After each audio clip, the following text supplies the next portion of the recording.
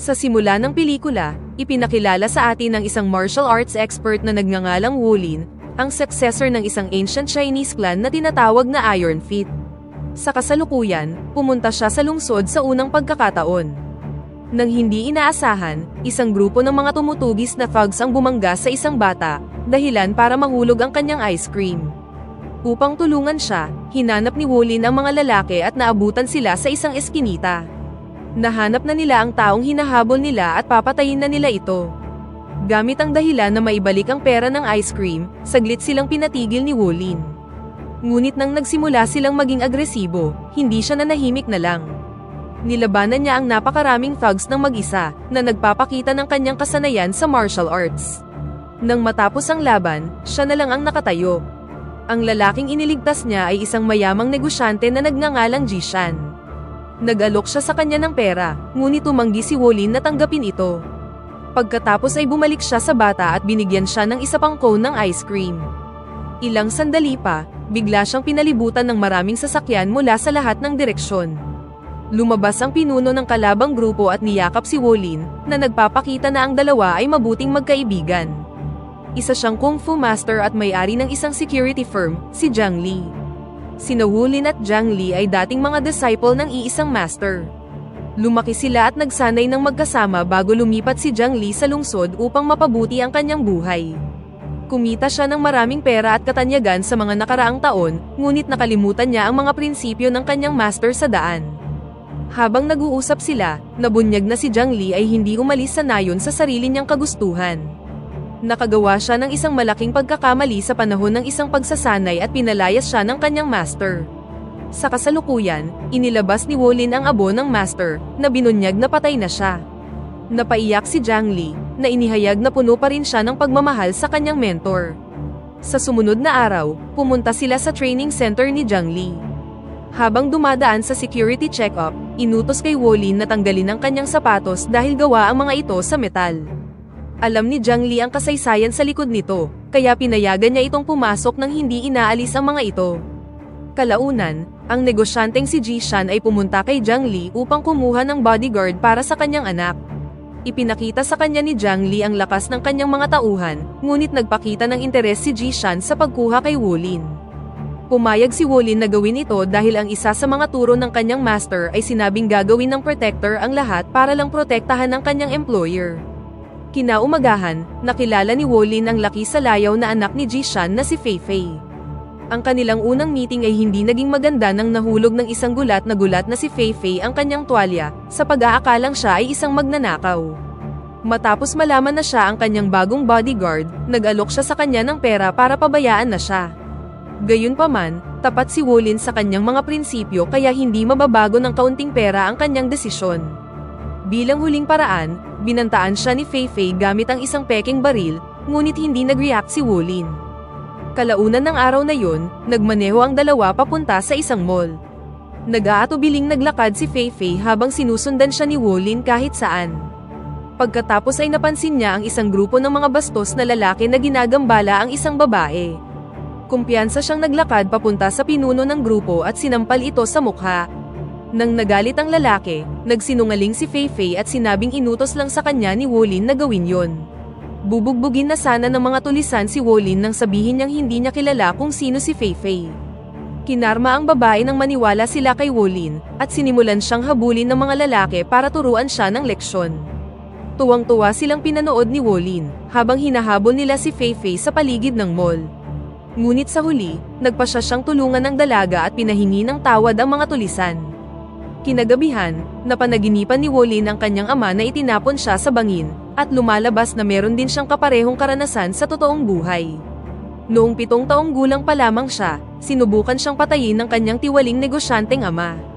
Hindi pa rin alam ni Wolin ang dahilan ngunit natatandaan niyang sinabi ng kanyang master na ang tagumpay ay nangangailangan ng sakripisyo, bago siya itinapon sa bangin.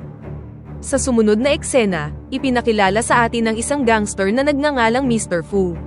Dati siyang amo ni Jishan ngunit ngayon ay aktibong sinusubukang patayin siya.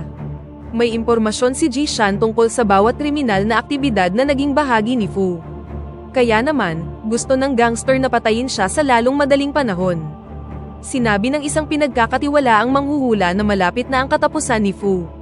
Kahit na ang lalaki ay nagtatrabaho kasama si Mr. Fu sa loob ng ilang dekada, pinatay niya pa rin ito dahil sa mapangahas na hula niya. Kinabukasan, pumunta sina Wu Lin at Fei Fei sa isang magarbong restaurant. Doon, inenjoy ni Fei Fei ang pagkain habang si Wu Lin naman ay tumayo sa tabi niya at binabantayan ang lahat. Nang hindi inaasahan, bigla niyang hinawakan ng isang waitress, at iginiit na sinusubukan nitong saktan si Fei Fei. Ang galit na si Fei Fei ay nagmamadaling pumunta sa banyo, ngunit pumasok si Wu Lin at pilit siyang pinalabas. Habang pauwi na ang dalawa, muli silang nagkaroon ng isang pagtatalo. Isang grupo ng mga lalaki ang tumulong kay Fei Fei, sa pag-aakalang ginigipit siya ni Wu Lin. Sinamantala ni Fei Fei ang pagkakataon na tumakas, ngunit dinukot siya ng waitress at waiter mula kanina. Napatunayang tama ang mga hinala ni Wu Lin, ngunit wala siyang oras upang magdiwang. Mabilis niyang sinundan ang sasakyan at sumakay dito pagkatapos tumalon sa isang overbridge. Gayunpaman, kalaunan ay nawalan siya ng grip at nahulog sa kalsada. Sa pangalawang pagkakataon, hindi siya nagdalawang isip na tumalon dito at hinarap ito ng direkta. Matapos itong pigilan at labanan ng mga nakamaskarang kidnapper, nagawa niyang makatakas kasama si Fei Fei. Nang makarating sila sa bahay, tinanong siya ni Fei Fei kung paano niya nalaman na ang waiter at waitress ay isa sa mga mandurukot. Sumagot si Wu Lin na sinanay niya ang kanyang sarili upang matuto ng mga body language. Maaaring magsinungaling ang isang tao ngunit ang kanilang pagdalaw ay magpapakita kung gaano sila ka-excited o kapag kinakabahan sila. Ibinunyag din ni Fei Fei na nagkaroon siya ng ilang bodyguard habang lumalaki. Hindi siya nagkaroon ng privacy at kalayaan na gawin ang mga bagay na gusto niya. Kaya naman, sinimulan niyang kamuhian ang lahat ng mga bodyguard. Sa huli, idinagdag niya na si Wu Lin ay hindi kasing sama ng iba. Bago matulog, tiningnan ni Fei Fei ang larawan ng kanyang pamilya at umiyak sa alaala ng kanyang yumaong ina. Samantala sa ibang lugar, ipinadala ng gangster na si Fu ang kanyang kanang kamay kay Jiang Li. Gusto ng lalaki na tulungan sila ni Jiang Li na patayin si Jishan. Bagamat may pag-aalinlangan si Jiang Li, pumayag siyang tulungan sila. Lumalabas na noong una siyang dumating sa lungsod, binigyan siya ni Mr. Fu ng pagkain at tinulungan siyang magsimula ng negosyo. Bilang kapalit, ginamit ng gangster ang mga trained bodyguard para sa kanyang sariling kapakanan, ngunit pakiramdam ni Jiang Li ay malaki ang kanyang utang na loob para gumanti. Kinabukasan, nagkita sina Jiang Li at Wu Lin sa isang construction site. Ipinagmalaki ni Jiang Li ang kanyang kaalaman sa totoong mundo na hindi alam ni Wu Lin. Sa palagay niya ay mas mahusay siya kaysa kay Wu Lin dahil meron siyang mga koneksyon sa mga makakapangyarihang tao. Nang hilingin ni Jiang Li na ihinto ang pagprotekta kay Fei Fei, tumanggi si Wu Lin. Sa unang pagkakataon sa kanilang buhay, ang magkapatid ay nanindigan kontra sa isa't isa. Ibinunyag ni Jiang Li na galit pa rin siya kay Wu Lin dahil siya ang nakakuha ng espesyal na boots at hindi siya. Palaging pinapaboran ng master noon si Wu Lin at inisip na ipinanganak siyang mandirigma. Ngayong may pagkakataon na sila, gusto niyang subukan kung sino ang mas magaling sa kanila. Naglaban sila ngunit wala sa kanila ang nakakuha ng kalamangan dahil magkatugma sila sa lakas. Lumalabas na isang magic fist technique ang matagal ng specialty ni Jiang Li. Gamit ito, sinuntok niya si Wu Lin sa kanyang dibdib at pinatalsik siya sa pader. Sa huli, idineklara ni Jiang Li na hindi na sila magkapatid at naglakad na palayo. Pagkatapos ng engkwentro, dinala ni Wu Lin si Fei Fei sa isang liblib na bahay sa tabi ng dagat. Doon, ginugol nila ang kanilang mga araw sa pagsasanay ng kung fu ng magkasama. Inihayag ni Wu Lin na ang boots na kanyang suot-suot ay 25 kilo ang bawat isa. Isinuot niya ang mga ito sa nakalipas na 8 taon sa pagtatangkang makabisado ang isang pamamaraan na tinatawag na 108 kicks. Kapag tinanggal niya ang boots, magiging mas malakas siya kaysa dati. Isang araw, nalaman ng mga tauhan ni Jiang Li ang lokasyon ni Wu Lin at Fei Fei. Gayunpaman, alam ni Jiang Li na malayo ang kanyang mga trainees sa kadalubhasaan ni Wu Lin. Binigyan niya sila ng malaking handcuff para pumabor sa kanila ang laban, at umatake sila sa gabi kung kailan hindi ito inaasahan ni Wu Lin. Tumakbo ang dalawa sa kakahuyan kung saan busy si Wu Lin sa pakikipaglaban sa mga nanghimasok. Nang makakuha ng pagkakataon, kinuha ng dalawa sa mga gangster si Fei Fei at dinala siya sa isang warehouse. Sinundan sila ni Wu Lin ngunit hindi sinasadyang nakapasok ang kanyang paa sa isang bitag. Nang may nakataling handcuff sa kanyang mabigat ng binti, nahirapan siyang labanan ang mga kalaban. Gayunpaman, nagawa pa rin niyang mapatumba ang ilang mga lalaki at binigyan sila ng isang mahirap na kompetisyon. Sa huli, natrap nila ang magkabilang paa ni Wolin at hinampas siya sa pader. Nang mahina na siya, hinila siya ng isang lalaki sa kalapit na bukid.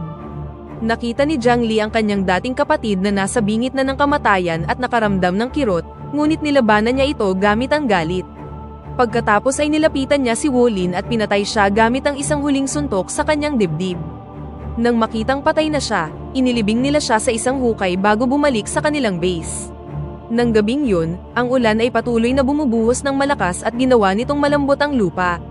Nang hindi inaasahan, biglang lumabas si Wolin mula dito, na nagpapakitang buhay pa siya. Lumalabas na ipinanganak siya na may puso sa kanang bahagi ng kanyang dibdib, kaya naman ang suntok ay hindi masyadong gumawa ng pinsala sa kanya. Nang may panibagong motibasyon, umuwi si Wolin at tinanggal ang kanyang metal boots, na naging dahilan upang makabisado niya ang 108 kicks technique.